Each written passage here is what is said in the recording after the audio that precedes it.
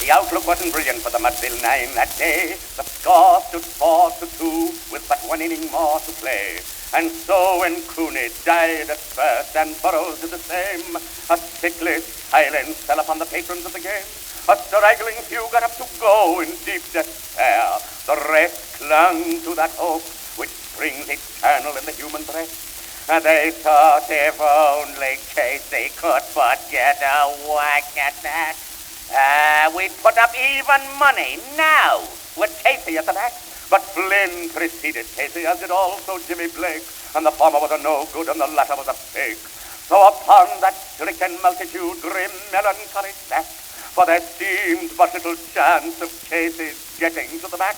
But Flynn let drive a single to the wonderment of all, and Blake, the much despised, tore the cover off the ball.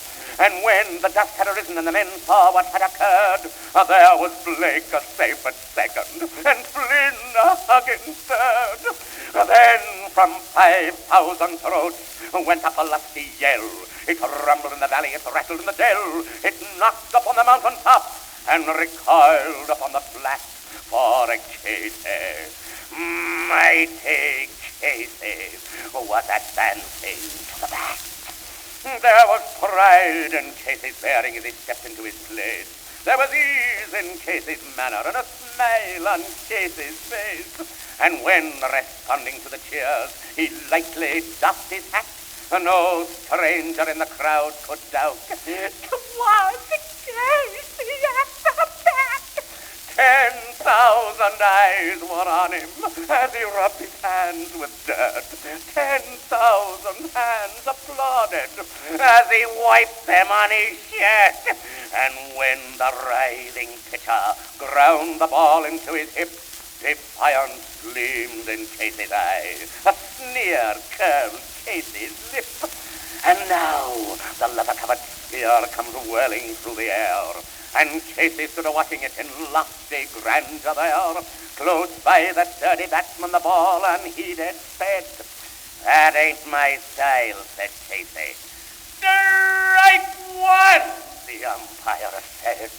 Then from the benches, black with people, went up a muffled roar, like the beaten storm waves on a stern and distant shore. Kill it! Kill the umpire! Cried someone on the stand, and it's likely they'd have killed him had not Casey raised his hand with a smile of Christian charity. Great Casey's visage shone. He stilled the rising tumult.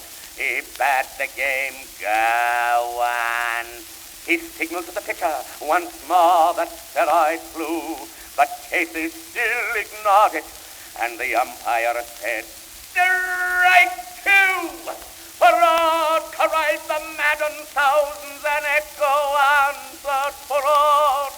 But one scornful look from Casey, and the multitude was awed. They saw his face grow stern and cold. They saw his muscles strain, and they knew that Casey wouldn't let that ball go by again. The smile is gone from Casey's face. His teeth are clenched in hate. He pounds with cruel violence his fast upon the plate. And now the pitcher holds the ball, and now he lets it go. And now the air is shattered by the force of Casey's blow.